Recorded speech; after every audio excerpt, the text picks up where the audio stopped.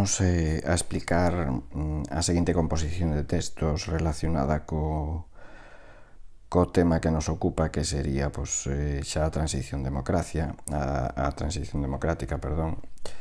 Esta composición de textos refírese fundamentalmente ás primeiras eleccións democráticas e posteriormente á Constitución de 1978. E a composición de textos número 23, as primeiras eleccións democráticas e a Constitución de 1978, está composta, como vedes, por 4 documentos. O primeiro documento sería a designación, o nombramento como presidente do goberno polo rei a Adolfo Suárez, un discurso en que o propio Adolfo Suárez se dirixe ao país o 6 de xullo de 1976. O segundo documento estaría relacionado coa Lei para a Reforma Política aprobada polas Cortes o 18 de novembro de 1976. Este documento trata sobre os inicios, o paso a esa tan ansiada democracia, esa transición á democracia, unha nova lei, pero aprobada a través da lei, non? Como veremos, explicaremos máis adiante. O terceiro documento sería a campaña para as eleccións de xuño de 1977, as primeiras eleccións democráticas que se celebran no país, e aquí o candidato de Unión de Centro Democrático, Adolfo Suárez, pronuncia un discurso. E, por último, o documento 4, que sería a Constitución de 1978, un pouco a explicación pormenorizada de esta nova Constitución. E, por certo, esta última Constitución quedamos dentro da asignatura de Historia de España, non? Comezando xa co primeiro apartado, que estaría relacionado cos primeiros gobernos de Adolfo Suárez, sería a proclamación e coronación do rei Xoán Carlos I. Despois da morte de Franco, o 20 de novembro de 1975, o 21 ao día seguinte, o 21 de novembro, é nomeado o rei Juan Carlos, como capitán xeral dos 3 exércitos, e xura as leis fundamentais do reino. Ao día seguinte, o 22 de novembro, xa é proclamado rei de España. Aquí encontrouse con un problema, pois o novo rei, Xoán Carlos, xa como rei Xoán Carlos I, accedía ao trono dentro da legalidade franquista, pero non dentro da legitimidade dinástica, é dicir, os propios dereitos dinásticos que a él lle correspondían por lei.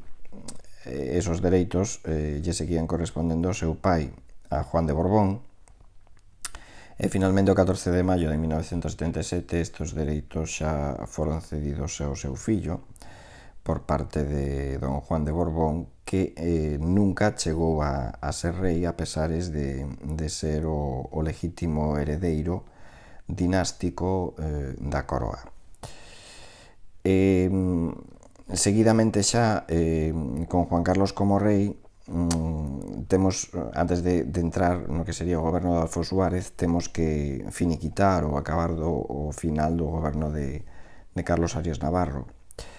O rei mantivo como presidente do goberno a Carlos Arias Navarro e nomeou como presidente do Consello do Reino das Cortes a Torcuato Fernández Miranda. Este señor Torcuato Fernández Miranda, que o temos aquí,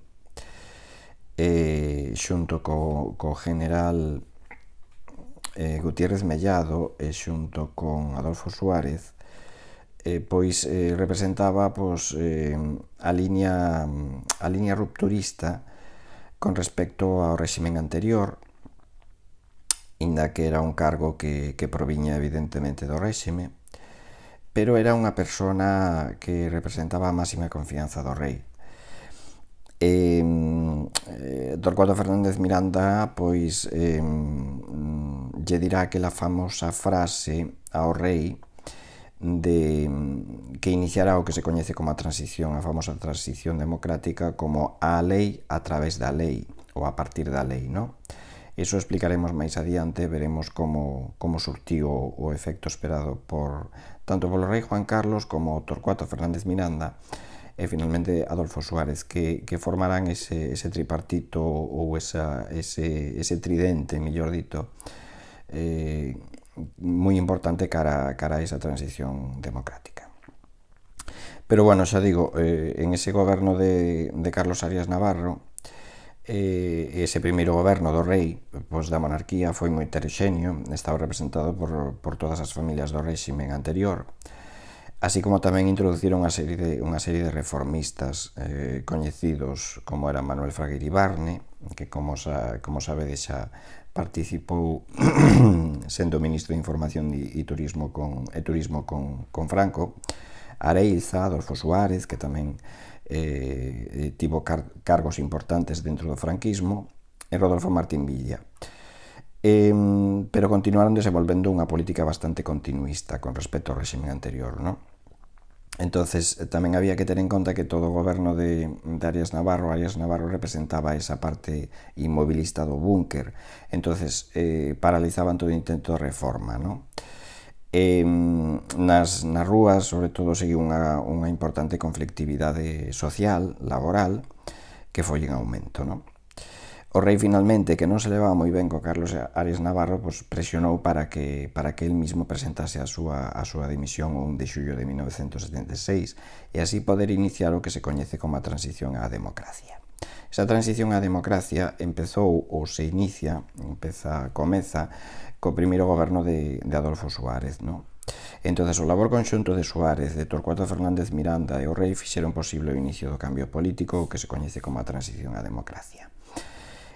Suárez foi nombrado polo rei como presidente de goberno o 3 de xullo de 1976, sobre todo ante a acepción da oposición, pois consideraba que era unha liña continuista co réximen anterior. Por qué? Pois porque Adolfo Suárez ostentou cargos importantes dentro do franquismo, das últimas etapas do franquismo, como por exemplo gobernador civil de Segovia ou director dos informativos, é dicir, non de informativos, sino director de Radio Televisión Española. Entón eran cargos importantes que a oposición consideraba que sería unha liña continuista, ¿no?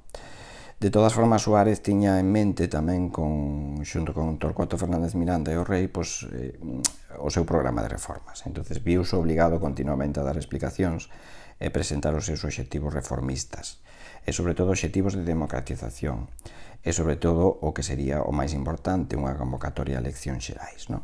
Antes diso, teríamos que falar do que se coñece un documento importante que se corresponde con ese documento 3 da composición, que sería a Lei para a Reforma Política, a LRP. Este documento foi elaborado por Torcuato Fernández Miranda e o presentou como proxecto de lei en agosto de 1976, ¿no? Para conseguir chegar á democracia desde a legalidade vixente. Que quero dicir isto? Bueno, pois facer unha lei dentro da lei para acabar coa lei. A que nos referimos? Bueno, pois unha lei democrática dentro da lei franquista para acabar coa lei franquista, ¿no? Por esa famosa frase da lei á lei, ¿no? En setembro de 1976, pues, Suárez logra que se aprobase este proxecto de reformas, a Lei para a Reforma Política. Foi aprobada e consensuada polos militares, polo Consello Nacional do Movemento e despois polas Cortes Orgánicas franquistas. Despois, finalmente, foi sometida a un referéndum nacional o 15 de decembro de 1976. Aí se considerou que sería as primeiras votacións un pouco democráticas dentro desta transición, inda que máis adiante falaremos xa das eleccións xerais. Aquí a participación foi bastante alta, dun 77,4%, e o que significou máis foron os votos afirmativos con un 94,2%, ¿no? Entonces a lei estaba aprobada. De todas formas, a oposición a Suárez estivo presente continuamente. Quedaban os políticos franquistas, os grupos de extrema dereita, o que se coñecía como búnker, nese movimento inmobilista, nostálgicos do franquismo, etc.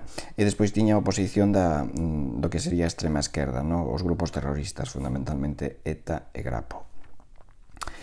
De todas formas, esta época foi unha época bastante dura, ¿no? Bastante dura, conflictiva, con numerosos problemas para este primeiro goberno de Suárez. tivo reaccións tanto da ultradereita como da ultraesquerda, se coñece a Semana Negra da Transición, e sobre todo a matanza de Atocha, un despacho de abogados laboralistas asociados ou vinculados ao Partido Comunista de España en xaneiro de 1977, que foi un impacto bastante grande a nivel opinión pública, ¿no? E despois actos terroristas tamén do Grapo, ¿no? Entón, todo eso iba en contra do que sería o discorrer legal ou discorrer hacia esa democracia, tan ansiada democracia, ¿no? O obxectivo de Suárez, como dixemos xa, era convocar unhas eleccións xerais o máis democráticas posibles, e para elo empeza todo o aparato de Estado, o organigrama para organizalas, ¿no? Para poder realizar a Suárez, evidentemente, ante todo, tivo que recoñecer o dereito de asociación política, que permitiu, sobre todo, a legalidade de numerosos partidos políticos que anteriormente estaban ilegalizados. Todo isto excepto os comunistas, que seguían estando legalizados. Pero, claro, Suárez consideraba que para que foran unhas eleccións o máis democráticas posibles, teñen que estar presentes todos os partidos. Entón, a verdadeira dificultade desta decisión de Suárez foi a legalización do PC. E a conseguiu finalmente, ¿no? Suárez anuncia esa legalización o 9 de abril de 1977. A cambio, o Partido Comunista aceptaba entrar dentro da legalidade tamén democrática e política, é dicir, aceptaría a monarquía, a bandeira bicolor, a unidade de España e, sobre todo, a democracia, ¿no? Entón, finalmente, o goberno de Adolfo Suárez fixa as eleccións para o 15 de xuño e, seguidamente, empeza unha creación acelerada de formacións políticas, é dicir, España non tiña partidos políticos, entón empezaron a formarse infinidade de partidos políticos. Foron as eleccións, quizá, onde máis siglas ou numerosas siglas se presentaron ou concorreron a estas eleccións, ¿no? De todas formas, moitos grupos se agruparon según as súas afinidades ideolóxicas, ¿no? Por exemplo, Manuel Fraga aglutinou as forzas de dereita formando o Partido da Alianza Popular. As formas de centro, a socialdemocracia, formaron a coalición de UCD, Unión de Centro Democrático, que estaba dirixido por Adolfo Suárez. Os socialistas estaban divididos entre o PSOE, Partido Socialista Obrero Español de Felipe González, e o Partido Socialista Popular de Tierno Galván. E despois o PC, que iba en solitario. Finalmente, as eleccións se celebran, se consideran as primeiras eleccións democráticas de España en moito tempo, o 15 de xuño, e consigue a vitoria a Unión de Centro Democrática, liderada por Adolfo Suárez. O PSOE aparece como segunda forza, os comunistas como terceira, e cuarta forza aparecería Alianza Popular. A partir de aquí empezaría o que se coñece como o primeiro goberno da UCD, liderado por Adolfo Suárez, pero claro, para este primeiro goberno democrático evidentemente se necesitaba unha nova constitución, unha constitución acorde cos obxectivos democráticos deste goberno. E surge a Constitución de 1978, a nosa Constitución actual. O 22 de agosto do 77 se constitúe unha famosa comisión formada por 7 membros e 7 deputados, é o que se coñece como os pais da Constitución, e finalmente é aprobada polas Cortes e referendada polos españois o 6 de decembro de 1978. A composición é unha composición moi longa, moi extensa, é a máis extensa de todas as constitucións da historia de España. Como trazos xerais, é unha constitución de consenso. Que significa isto? Que todos os partidos políticos puideron participar, e se considera de consenso porque foi consensuada por todos eles. É ambigua e ecléptica, permite diferentes interpretacións, e está feita así tamén dunha forma programada, é dicir, para que permitise gobernar tanto a partidos de dereita como a partidos de esquerda con este documento, ¿no? É progresista democrática, se considera que a participación popular é o máis importante, Como extensión xa dixen é a máis longa de todas, a máis extensa e rígida, pois o procedimento de reforma constitucional pois exige de votación de 3/4, non? En canto á estrutura, está formada por unha parte dogmática, os grandes principios fundamentais, e outra orgánica relativa á organización do Estado, non?